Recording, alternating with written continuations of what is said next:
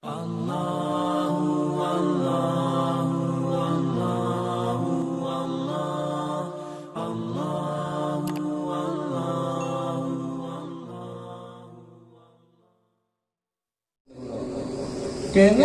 ruko-ruko kawan-kawan pas kena tak coba kan yang lain bisa kena untuk apa paling kucing ya lim ada meriknya kucing nampun meriknya kan bisa mahiut gitu akan mahiut itu dihiutnya bunga pada kucing tuh habis kisah beneran ada biar kucing samulah kan ada ini kucingnya hiut dihiutnya tuh kalau bisa tercium tuh biar bisa nyaman dong itu bisa ayo nyaman cucuk karena ini kena kota anak lim itu bilang berat betulnya untung tak tuh kuyuk jangan ya tadi dikasihani lah dikasihani mama abah untuk kasihan sini tapi kan berbelok ke kadang karuan kira mama ngalih guling dikirakan anakku halo mati kita harus anak-anak kamu itu habis baterainya kan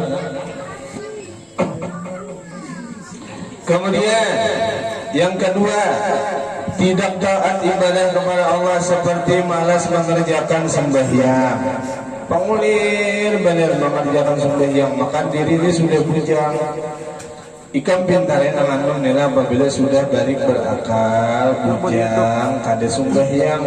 Nang 2 kali lipat menerima hukuman adalah abah tuh kita tuntutannya 2. 1 tuntutan pribadi, kedua tuntutan anak-anaknya yang kadang melakukan tugas kepada Allah Subhanahu wa taala. Jadi pian-pian nilai baik lahir lewat anak di sini ketimbang pian dituntutnya di akhirat. Wah, itu jalan bukan lain nampak kalau hibah kurang tahu tuh lah gampang. Maksudnya kada bapak pian marah untuk supaya inya melaksanakan perintah Allah ketimbang kena pian mati dituntutnya di akhirat. Ulun nakon nggak itu? Ulun ini mati bapak dia ini berisi anak bujang pang juga jadi takkan namun dia takkan nyemalan dia tuh mengalinya digerak. Pokoknya dasar bermama itu bangun subuh nih bangun. Nah maka oleh sebab itu selalu kita bermohon mudahan anak pian, anak ulun, cucu pian, cucu ulun semua aneh mudahan dibaikkan oleh Allah Subhanahu wa taala. Nah, coba dengarkan anom. Barang siapa orang meninggalkan sembahyang 5 waktu, siksaannya ada 5 di dunia. Ini nah nomor 1. Seorang kata 7 sembahyang ini kan dinang anom aja nih dituha sama umurnya kada berkah. Sehari-hari kada kerasaan seminggu kina setengah bulan kina sebulan kina setahun benda umur mati. Innalillahi wa inna ilaihi rajiun. Innalillahi wa inna ilaihi rajiun. Telah berpulang ke rahmatullah Mama Sari di Jombang. Mati Sari maunya sekali 2 kali walau sana 2 kali juga mati kita nih umat mati maka kawan sekali kan umat salam dia sih nanti kan genjang bener makan genjang kan anda nanya umur sampai mati. Nah jangan sampai terjadi hal demikian. Umur, coba biar nak tahu berberkah umur. Nang duduk sekarang nih berberkah nih. Kenapa berberkah? Pian kena panat, terasa lawas, padahal salah jam aja. Padahal sejam aja. Banding pian duduk di rumah santai-santai, kada apa diulah, kada bejan, kada apa-apa. Itu kada kerasan kena maghrib hari. Nah jadi hendak waktu berberkah itu pian bawa beribadah. Begitu merasakan umpama malam ini ada pengajian di masjid umpama tulak tas itu pian mulai sebelum maghrib sampai isya atau rasa lawas mudah. Kenapa demikian? Tuntung kita di sembahyang, tuntung berwirid, tuntung sembahyang hadiah, tuntung qabliyah, tuntung ba'diyah, mbah itu kurang mengisi kajian. waktu itu biar mah karena seandainya lawas, tapi kalau kita duduk ada orang azan di masjid halus, Allahu Akbar, naisa aja kada sembahyang dulu. Nama Allah sebab biar sembahyang jadi 3 rakaat, umur kada berberkah gila kada karasan mati.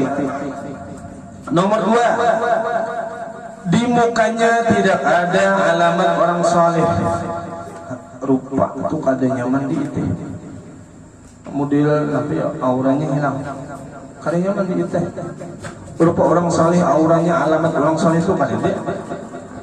Nah tuh nomor 2 sudah. Nomor 3, amal saleh yang lain tidak diterima Tuhan. Apabila kita ini jelai kada sembahyang, beramal nang lain, nang amal nang lain pun tertahan juga pulang masih. Tuh pian membantu orang berpengantinan, tuh pian membantu orang kematian, tuh pian menyambel menuju macam. Tapi kada sembahyang kenapa? Ulun betakun, apakah dengan kita membantu orang lain itu ada ayat atau hadis yang mengatakan boleh jangan disembahnya? Kada bisa. Tetap sembahyang itu wajib. Jadi kayak apa caranya? Bukan seharus biar api membantu orang, jangan membantunya tetap gawian pian itu bagus. Tapi kena apabila sampai waktu sembahyang bermandak dulu satu mat gawi sembahyang hanya boleh bahasa pulang. Nang kayak itu caranya. Jangan sampai karena membantu hal ihwal orang lain sembahyang dengan alasan ditinggalkan karena haur, kadada haur dalam sembahyang. Harus wajiblah kita meninggalkan yang lain kalau tidak ingin kita bermasalah dengan Allah Subhanahu wa ta'ala. Jadi amal kita itu tertahan dikarenakan sembahyang kada digawi. Jadi sembahyang ini penting gawi karasi walaupun hati berat karasi. Kemudian apa penyebab yang keempat ketika orang kada sembahyang? Doanya. Pian ini kan mama oleh anak-anak. Doa ini kada dikabulkan Tuhan. Tuh kita berdoa dengan ya Allah, mudahkan rezeki ulun, luaskan rezeki ulun, mudahkan urusan ulun, mudahkan urusan laki ulun, mudah semua. Tapi selalu ada hambatan, selalu ada halangan. Kenapa demikian? Kemungkinan besar kita meninggalkan sembahyang. Tapi kalau ajar Allah sembahyang aja, tapi tetap ujian itu datang. Lain cilai orang yang sembahyang tetap juga diuji Tuhan, bukan karena diuji, tapi ketika orang menunaikan kewajiban yang diwajibkan oleh Allah, Allah memberi ujian, Allah juga yang memberi jalan keluar. Sabarnya menghadapi ujian itu kena ada jalan, dikarenakan dia melaksanakan perintah Allah dengan masalah sembahyang. Ayo nang anom jangan kali sembahyang bintare belajar. Itu di malam kita Sabtu itu pikir tak? Itu jangan kali turun kalau ulun boleh mahimbau tu nah. Karena penting ini apalagi masuk parak bersembahyang nih. Parak banyak sudah masuk bersembahyang nih, coba biar jangan diliwatakan tu nah sayang. Maka kitab tu apabila tamat kada ulun buriki lagi. Nah kitab itu apabila tamat kada ulang buliki lagi.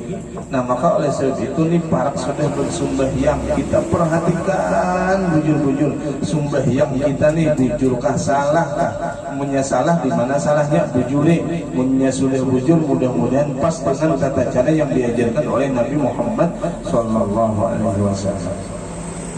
Nah nomor 5, tiada mendapat doa dan istighfar orang-orang saleh. Orang saleh itu tiap malam bangun tengah malam. Wan nasu niyamun, walhal manusia sedang tertidur telak. Orang-orang saleh bangun di tengah malam, mereka berdoa. Doanya orang saleh itu untuk umum semuaan, kadang untuk pribadi, kadang untuk khusus keluarga.